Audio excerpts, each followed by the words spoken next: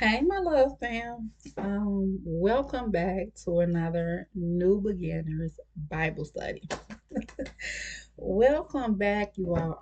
I know it's been a while since I did a New Beginners Bible study. Your girl been busy. Your girl, I been busy all during the week. But I thought about you all. I thought about you all as I was doing some work during the week, and I said, Lord, I gotta get a Bible study for my channel. I got to do, for my love fam. I said I got to get a Bible study together because it's been a while. And so as I was going through some books, 'cause, most of my Bible studies I share with you all are from lessons from my Sunday school books. A new beginners class that I was in years ago. At the time, it's newcomers class. And so as I was going through the book, and I'm like, Lord, what do you want me to bless your people? What do you want me to give them? And so this one, the one I'm going to give you, the topic is an order of life. I just kept, hearing this is an order of life. And so this is the one we're gonna be studying. But before we get into it, I just want to say, if this is your first time watching, welcome to my channel. My name is Melissa, and here on my channel, I share faith-based video. I share my life story. I share testimonies before and after I got saved. And so, welcome. I pray that you be blessed by the content I share on this channel. If so, give this video a thumbs up and subscribe to the channel. Share this video with a friend or loved ones to encourage them. And so, as I stated, so the book that we're going to be studying is Proverbs 29:16 through 17. And as I stated, the title is An Ordered Life. And before we get into the devotion, I want to read the definition of order life. Like usually when I'm studying my Sunday school lesson, and I always like to look up, the title. What is the title? What does that mean? A ordered life, and it said, is a lifestyle purposely structured around intentional habits, clearly prioritize and sustainable routines rather than chaos and reactivity. This is an ordered life. And so when you think of order life, if you want to think about spiritually, order life is something that is ordered. You're like, it's order and it's structured on God. Like God is, leading and guiding. He's ordering your footsteps every step of the way. God is guiding you. So when you think of it like from a spiritual standpoint, it's like God is leading, God. He's ordering your footstep, every step of the way. And so, um, now we're gonna get into hold on one second, you all. So um so now we're gonna get into the Bible study. Now we're gonna get into the Bible study. And as I always do, I read through it and then I share, notes from my study Bible notes, to give you all a better understanding of what this lesson is talking about. And so if you have your Bible, as I always say, it's Bible study time. You can read along with me if you have a pen, because there might be some scriptures that I'm going to call out. You can write the scriptures down. And so Proverbs 29, we're reading Proverbs 29, verse 16 to 27. And it reads, and I got my Sunday school book right here. This is what the lesson's coming from. And then I have my study Bible. And so, but first, before we get into it, I'm sorry, y'all. I want to reach you all because it's always very important that whatever book that you study, you want to know who wrote that book. Who wrote that book, who is it by? And so the author is Solomon. Solomon wrote most of this book with Agar, Agar and Lemuel. This is a book of wise saying, a textbook for teaching people how to live godly lives through the repetition of wise thoughts. Purpose to teach people how to attain wisdom and discipline and a prudent life and just and fair. Uh, for more um, for more reference, you can see chapter 1, verse 2 and 3. To apply divine moral wisdom to daily life let me go back. To apply divine wisdom to daily life and and to provide more instruction. Written early in his reign. So this book was written early on in Solomon reign. And so um the book of Proverbs, like you said, how I love Proverbs so much is because whenever if you need like some godly wisdom, you can always go to the book of Proverbs. And I kid you not, like when you read the book of Proverbs, like whatever it is you've been praying, you've been asking God about, God will give you wisdom. He will give you wisdom and understanding, like, okay, this is what you need to do. So this is why I love the book of Proverbs so much, is because whenever you need like some godly wisdom, you can go to Proverbs, like his word. You can go and you can get, you can get answers to, whatever it is that you've been praying and asking God about.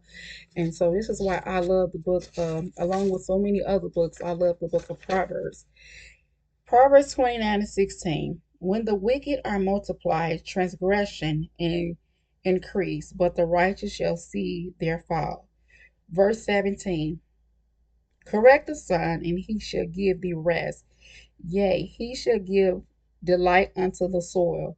Verse 18. Where there is no vision, the people perish, but he that keepeth the law, happy is he. A servant, verse 19, a servant will not be corrected by words, for thoughts be understand, he will not answer.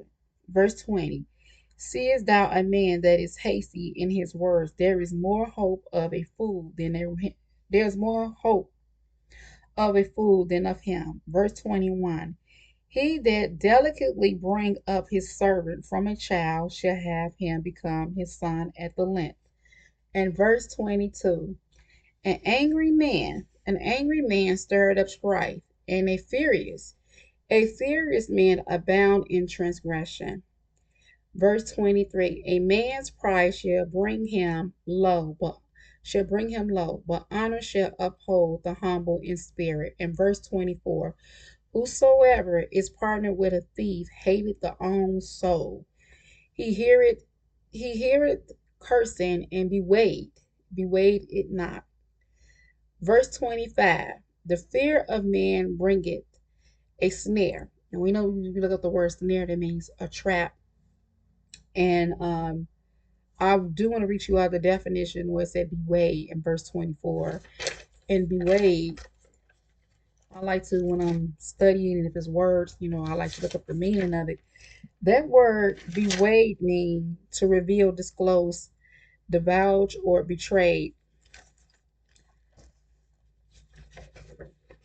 Verse 20, verse 25, the fear of the man bringeth snare, for whosoever putteth his trust in the Lord shall be safe. In verse 26, many seek the ruler's favor, but every man's judgment cometh from the Lord. In verse 27, an unjust man is abomination to the just, and he that is upright in the way is abomination to the wicked. And so we just read Proverbs 29, verse 16 to 27. And so now I want to read you, like as I was reading this, some keynotes that I got from this, and it's from the lesson. So first we're gonna start at verse 16, what that verse is talking about. And it says, but the righteous shall see their fall. Proverbs 29:6. The righteous could get discouraged, but they are assured that God will have the final, God will have the final word. When that happens, the righteous will see it. Proverbs 29:16, meaning they will gaze on it with outward and thankfulness. Verse 27. We're going to read what this verse is talking about. The next Proverbs turn to the home. So this verse 17 is pertaining to the home. The next Proverbs turn to the home. Young children need to be corrected, and corrected necessity discipline. To discipline may seem heartless, but it may be an act of mercy to withhold it. It is to show hatred, not love. The unpleasant task of correction will bring long range benefit. He should give thee rest. Proverbs 29:17. Rest implies an undisturbed spirit, free from anxiety, turmoils, A wayward child will bring. He also should give delight unto the soul. The parent love is enriched with the satisfaction that the child has followed the wise path. And there's a saying, there's a saying, you know how people they say, uh, when a parent is correcting the child, is whooping the child, and she said, this is going to hurt me as much as this is going to hurt me as much as it's going to hurt you. And when they say that, that's because it's like they really don't want to do this, but they have to do this. They have to do this to, to discipline you, because if you don't discipline them, and you get out here in the world and somebody else, they gonna treat them even worse. So it's best that the parent, if the child is misbehaving, that you discipline them, you get correction, and sometimes you have to correct them. You have to give them that little, that little spank, and so that's what this verse is talking about. So now we're going to go to verse 18, where it says, where there is no vision, the people perish, but he that keepeth the law, happy is he. And so this verse is dealing with social well-being. And it said, from speaking of the family, our text return to society. Where there is no vision, the people perish. A more precise transition would be, where there is no revelation, the people are out of control. I felt that when I was reading this. I was like, yes, like if people don't have no, if they don't have no revelation, if they don't have no revelation of God, they're gonna be out of control. They're gonna be out of control. But where it's that, there's revelation, that you hear stories, you hear miracles, there is a God, there must be a God. And so where there is no where there is no revelation, the people are out of control. Vision refers to the revelation a prophet will receive from God for the good of the nation. When for the good, let me go back, y'all. Will receive from God for the good of the nation.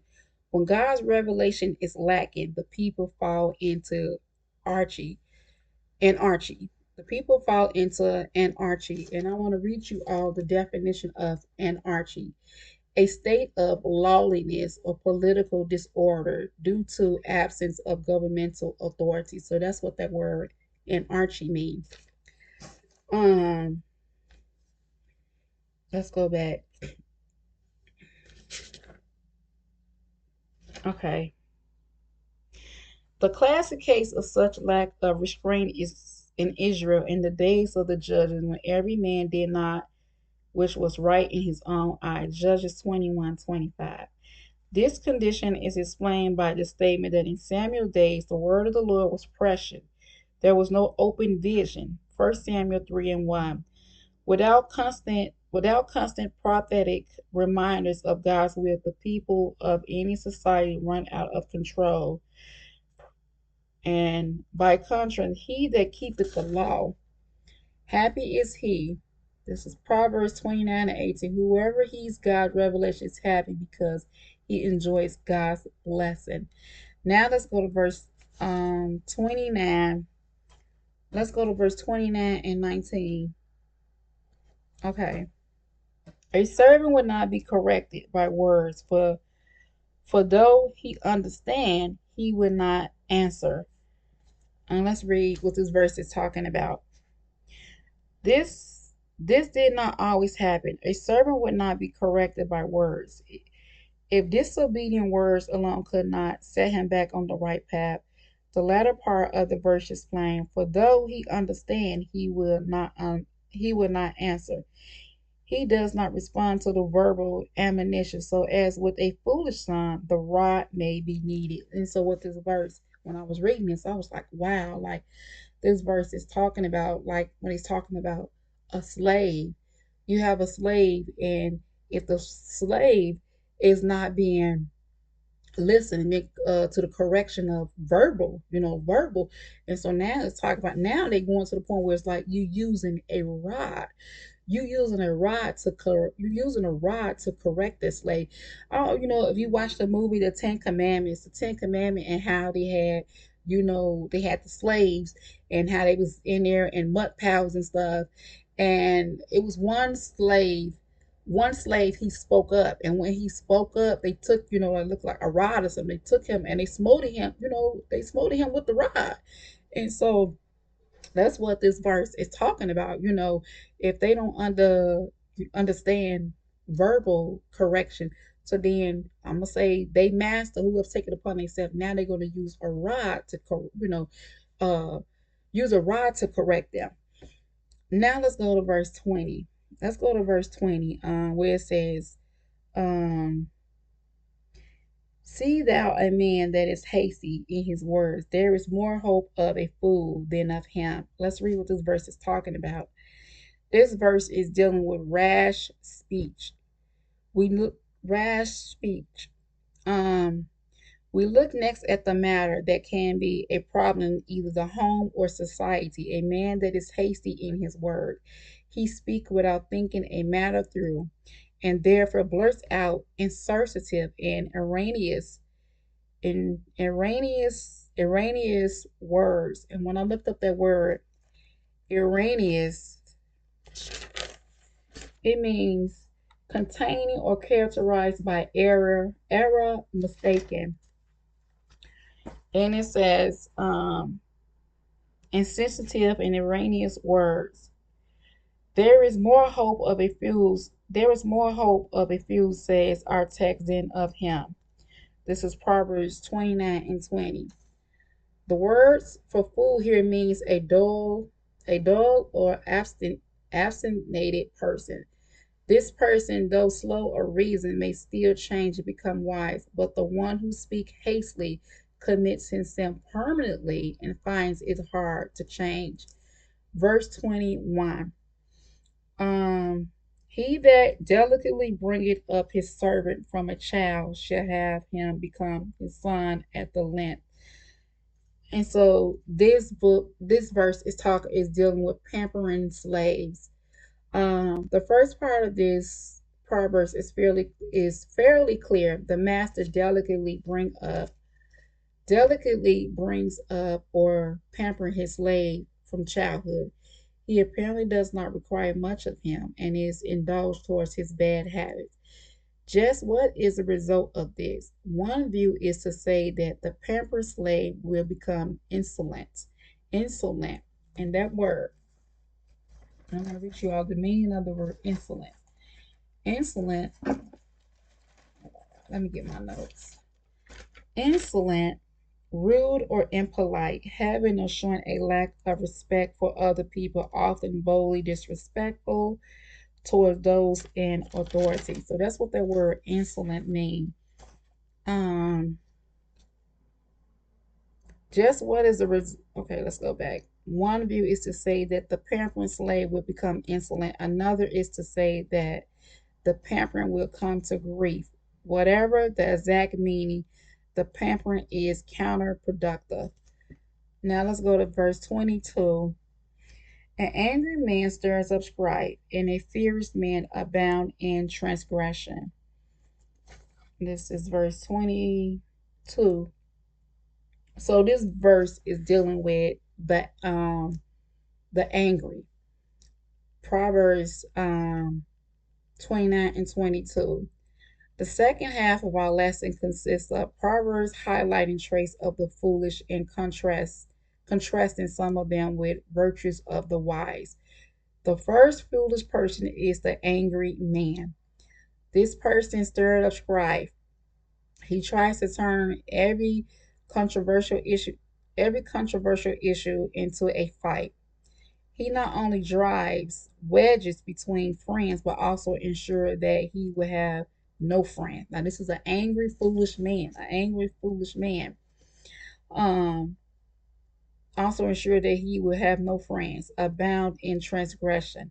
By upsetting the harmony of society, he transgressed the order God has established. Like we got so many foolish, foolish people. Like so many angry, foolish people around here in this world. We got so many, and we have to pray for them. We just have to pray for them that that one day that they will come to the full this full knowledge of God. They just turn away from like their wicked ways.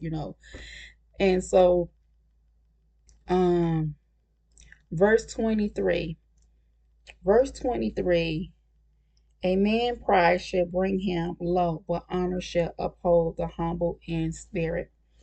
Let's read what this verse is talking about. And we almost done, you all. We almost done. Verse 23. The next Proverbs target the arrogant man whose pride brings the opposite effect of what he sees. A man pride shall bring him low. The proud man fancies fancy himself to be self-sufficient and therefore free of God's moral laws. Yet God hates this attitude and will punish the proud for it. He has ways of bringing the proud person low and covering him with shame.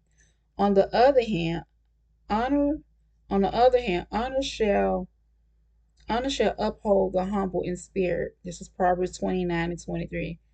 The humble person acknowledges his dependency on God and submits to his will. He therefore is exalted. So you have uh the proud person, God will always bring them to low, and then you have the humble person. The humble person acknowledges his dependency on God and submits to his will. He will be exalted. Let's go to verse 24, where it says, um, whosoever partners with a thief hateth his own soul. He heareth cursing and bewait it not. This verse is talk about accomplice in crime. One who is partnered with a thief hates his own soul. Specifically, he has not considered the legal demands placed on him by the cursing. This is an oath administered by a judge. He is required under oath to testify about the crime, but to keep from incriminating himself, he must either perjure himself outright or lie by remaining silent. And we hear this so many times, like with the people, you know, they probably seen what happened, they know what happened, and it will come time for them to testify. They don't want to tell the truth, so they sit there and they tell a lie. You're lying on the oath. You're going to be held accountable. Because God see if I'm gonna say if the natural judge on earth doesn't see your the heavenly judge. He sees everything. He sees. So even though you might have thought you fooled this judge here, but when you get to see that judge up there, it ain't gonna be nothing like, you know what? No, I seen what you did. Like, I seen what you did. And so, but to keep from incriminating himself, he must either perjure himself outright or lie by remaining silent. He does bring God's curse upon himself as Pacific in as stated in Leviticus chapter 5, verse 1. And now verse 20 we're going to read verse 25 to 26, where it said, the fear of the man bringeth a snare, but whosoever put his trust in the Lord shall be saved. Many seek the ruler's favor, but every man judge cometh from the Lord. Let's read what this verse is talking about. Verse 25 and 26 is dealing with fear of mortals. The Hebrew word translated fear comes from a root that means to shake. Here it refers to trembling in a face of someone's circumstance. To tremble before a mere mortal being a snare, because it gives that person control over one's thoughts and behavior. Whosoever putteth his trust in the Lord shall be safe. Proverbs 29 and 25. One who fears man never fears secure, but wholehearted trust in the Lord delivers from this gawning anxiety. It is but a short step from cowering, cowering, cowering and fright before the powerful to seek injustice for them. Our next Proverbs begins, many seek the ruler's favor. Proverbs 29 and 26. They want an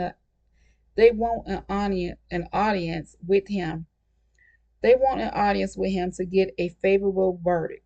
But such hope is misdirected, for many rulers are violent, yielding to pressure for their own benefits. Believers may seek justice from rulers, but they must be realistic about the outcome. The hope should instead be placed in God. For every man's judgment, justice come from the Lord. Proverbs 29 and 26.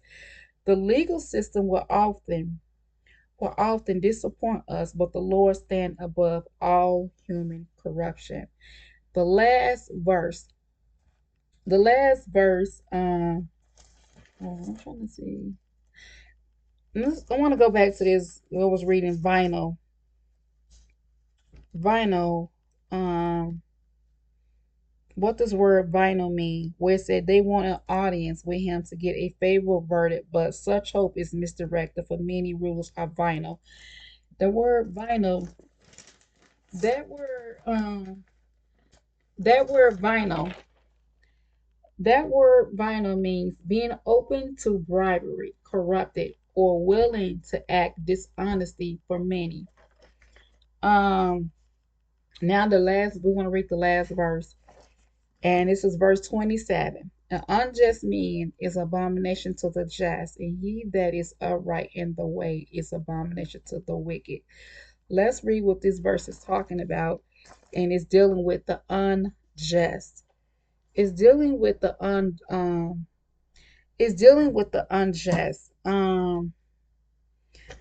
Our passages end with a stark contrast. An unjust person commit crimes against his community. The righteous, the righteous by contrast, the righteous by contrast trust God and serve his community. These two outlooks on life are utterly incompatible, and each is apart by the other. Those transformed by God's grace detect the sins that once delight them. Christian must remember that tolerance is not always a virtue for God himself is intolerant of evil. But while we condemn sin, let us never hate sinners. God may yet transform them. This is so true. Like, we can't be so quick to condemn. Like, we can't be so quick, to condemn a sinner. And then too, we have to think that we once were sinners. We once were sinners. We was just like them. And to God, He cleaned us up. So we have to pray for them, that God, the transformation that He did on us, He'll do the same thing.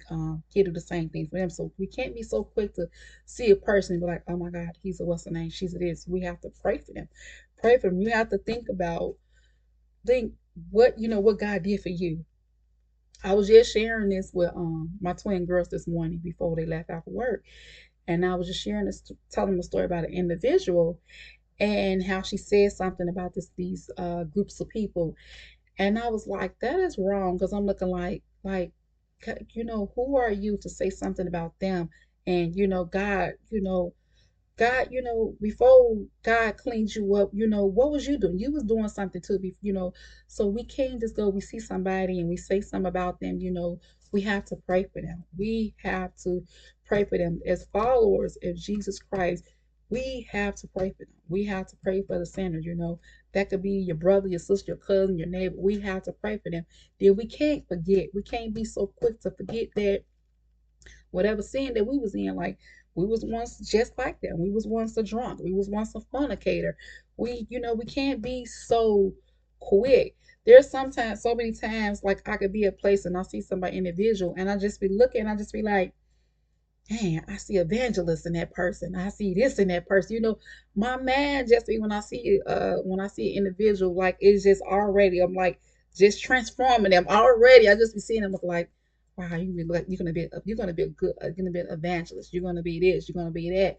And so we can't be so quick, to talk about a person, to judge them, but we have to pray for them. So I pray that you all was blessed by this new beginner Bible study on Order of Life. I'm sorry I was kind of rushing through it a little bit, What I was rushing through it is because my niece, she's on her way over here, and so I was kind of rushing through it a little bit. But I got done just in time because she still haven't texted me back. But I pray that you all was blessed by this new beginning Bible study, and if so, give this video a thumbs up if you haven't already done so. Subscribe to the channel.